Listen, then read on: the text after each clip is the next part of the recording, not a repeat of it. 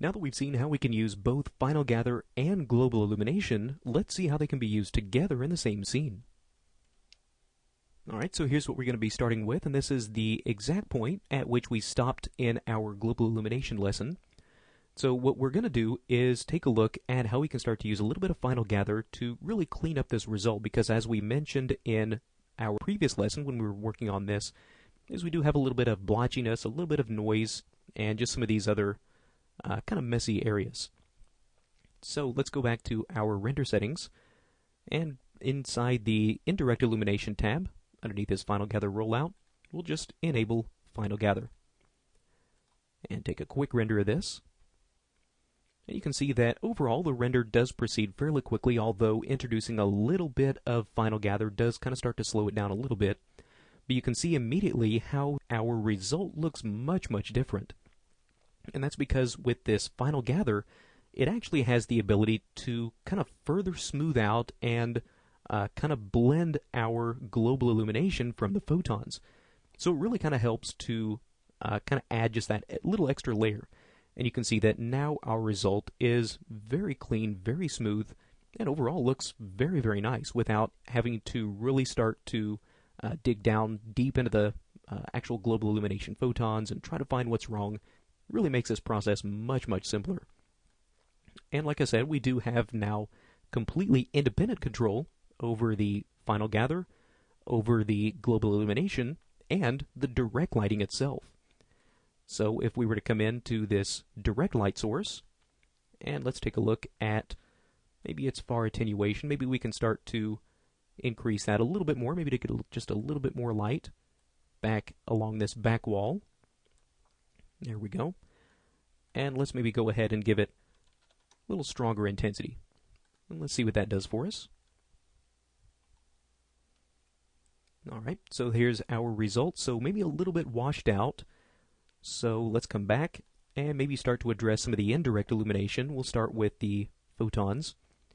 So let's start, if we go back and take a look at this, I think the energy that we've got good, or the energy that we've got here is good, but it's maybe carrying through a little bit too far. Maybe this light bounce, because over on this opposite side of the wall, we're still getting a lot of red spill over here. So let's maybe increase the decay a little bit. The default was 2, so let's maybe increase that to 2.5, so that way this energy dies off a little bit sooner as it travels.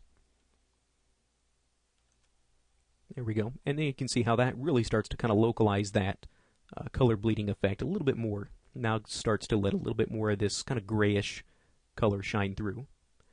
Alright, so if we want to, again, we can start to come back and modify our final gather settings. So maybe our final gather intensity is a little bit too much. We can always take this intensity multiplier and drop that down a little bit. Let's see what we get with something like 0.5. Alright, and now you can see that we are still getting just a little bit more of that color blending and that bleeding that's happening from the final gather points, but now it's much less intense. And actually, a matter of personal preference, I probably would start to bring that up because it is now starting to get a little bit too dark in these areas.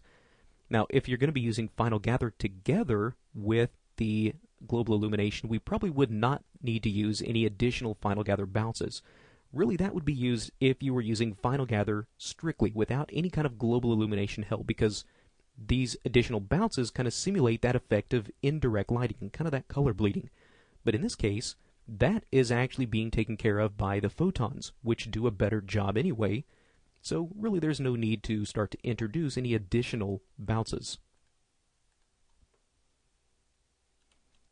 Alright, so there we are. And you can see really the beauty of this is the fact that we are able to get away with using fewer final gather points than what we would be able to get away with otherwise. And second of all, we can actually start to get away with a few less photons than we would otherwise be able to, because they both kind of help each other out. So really you kind of let a little bit of both of them take over some of the work, and as a result you start to get a final render that now is much cleaner and much freer of noise than it otherwise would be if we were to just use final gather alone or global illumination alone. So what we'll start to do now in our next lesson is take a look at how we can actually start to save and reuse some of this global illumination and final gather point data.